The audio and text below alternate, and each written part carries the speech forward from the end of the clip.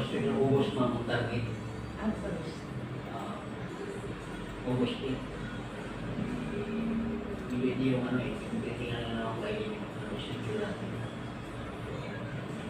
Pero sa ano ngayon, sa sistema, mas mapaaga tayo ng konti dito kasi sinasabay na yung sinasabay na yung pag-play. Tapos natutulong sila sa pag-play na rin. Alin yung ano? Hindi, may sale kasi sa Cebu City. Sayang naman. 1.5 lang. Bali 3,000 lang, balikan na. Anong week? Ayun nga, ano kaya tayo, August pwede din, talitin ko ako. August mga kasi yung inano ko, 19 or 20. Kasi mga holiday yan eh. Quezon City, tapos Ninoy Aquino. Ano yan, para sa kanila? Ha? Para sa kanila? Hindi, may pupunta pa ba dun sa atin? Meron pa. Yun nga. Sir Joey, magpo-program. Medyo kung gano'n yung date, baka malayo na yun.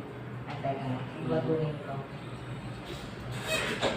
Holiday pala sa Joey. Si Joey kasi mga after ma-deliver natin yung mga ano doon, yung mga camera. Mga first week. So, mga August 4. Ganyan.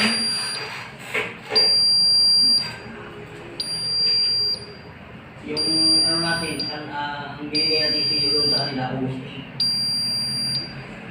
8. Kaya sa dapat, mga August 4, mga anong tansya mo nandun siya. Si Joey. Ano po ma'am? Dito yung June. June? June siya nandun? Katapusan or first week ng July. Kasi yung target natin sa ano ma'am, target natin sa mag-install ng camera second week ng June.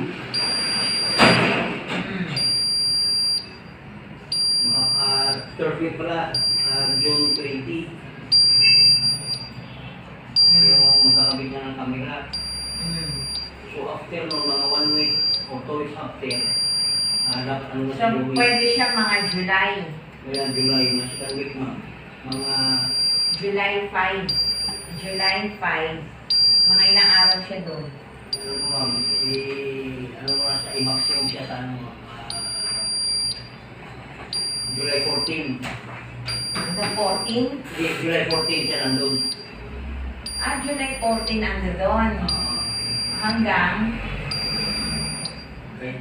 Isa ka na yung ano, 5 days.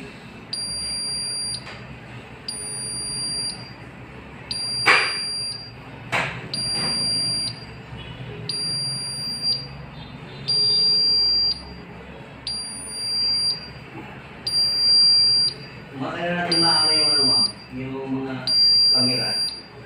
Asan na sir? Asan ang quantity? Transport. Asan ang quantity? Asan ilan ang mga o-orderin?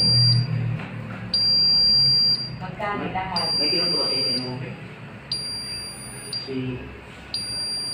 Sino kasama niya sa equation? Si Kaisi ba? Tatlo. Dalawa. Si Vision Shield at saka si PIC. Sino mo ba? Ito. Pasok ko na.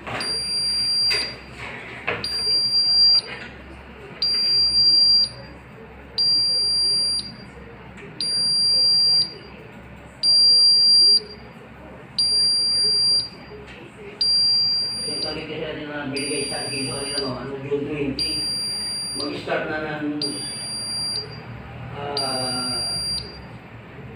mag-start na sila na kabit na camera.